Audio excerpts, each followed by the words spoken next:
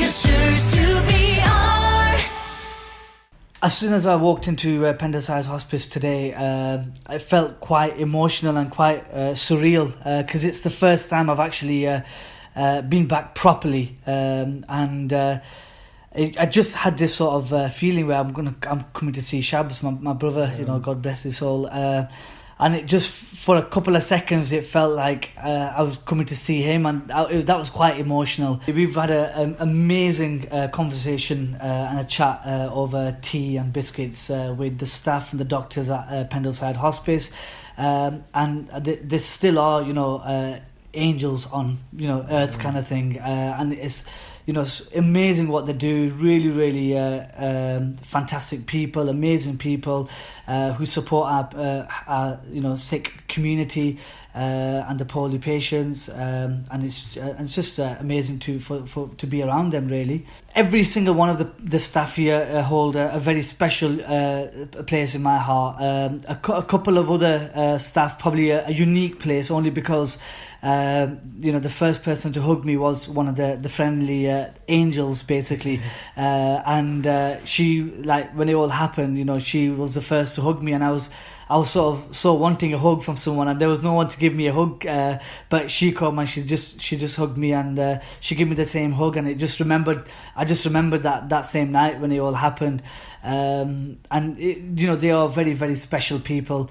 And it's a special place, this, you know, you come in here, yes, it's emotional, you're coming in here today, but you just look around and you know it's a very special and unique place. You come back here, no matter how many times you come back here, you will get the same love, support, compassion, everything that you need. You know, they are amazing people, and like I say, it's an amazing place. It's evident now in the community as every person doing anything for charity, they all do it in the name of Pendleside Hospice.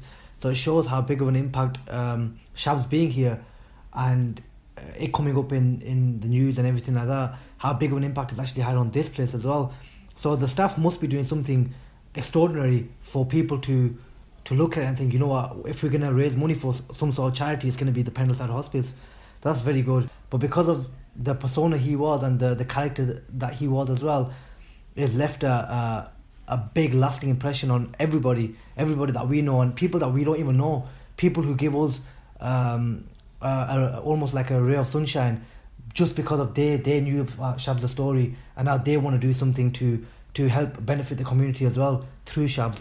So that's very good for us, and every time we hear it, it makes us think that, you know what, he's still here.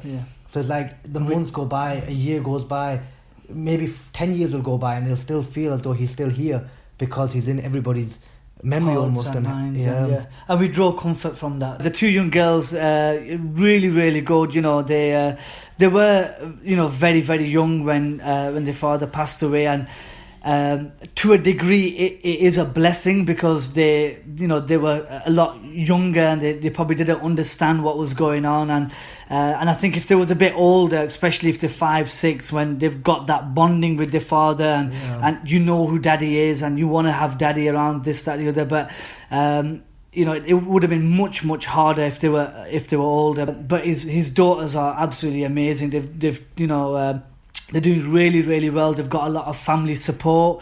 You know, she's not lost a father. She's actually gained 6 dads, which is Shabz's brothers. He was an amazing character. Loved his children so much, especially his girls and his father. And I just remember looking through some pictures of his last few days. He loved his mum and dad that much. Dad's, you know, getting on a bit, and he can't trim his beard and stuff that much, and this was what he passed away on the 21st, but this was on the 19th of December. He was actually trimming his dad's beard and cutting his dad's toenails, and quite emotional, but obviously dad couldn't cut his nails and stuff, and he was a hands-on person. Can you believe it? Like 3 days before, you know, his passing, he was there just trimming his dad's beard, and dad's 67. He can't really bend down to cut his own toenails, and but he was doing that. And you know, who does that? You know, somebody's got 3 days to live, but actually they're not sorting their own beard out, they're sorting their father's beard out. You know, he's cutting his father's toenails. You know, that is very emotional, and yeah, quite unique. Lancashire's to